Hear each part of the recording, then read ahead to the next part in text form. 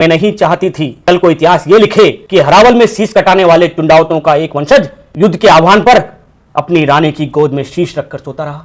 हिंदू राजकुमारी की मर्यादा की रक्षा में जाना था, तब एक हिंदुआ भाण हिंदुआ सूरज अपनी नवविवाहिता प्रिया के केशों की मेघावली में छुपा रहा। जब युद्ध में मृत्यु को आलिंगन में लेने का समय आया, तब एक मेवाड़ी सरदार अपनी पत्नी के बाहुपाश में मधोश पड़ा रहा।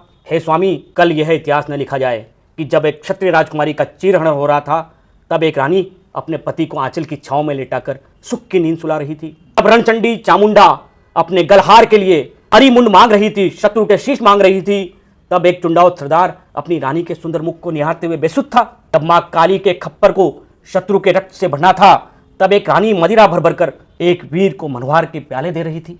हे नाथ, मैं अपनी और हमारे पुरखों की कीर्ति को इतिहास में अमर रखने की इच्छा रखती हूँ।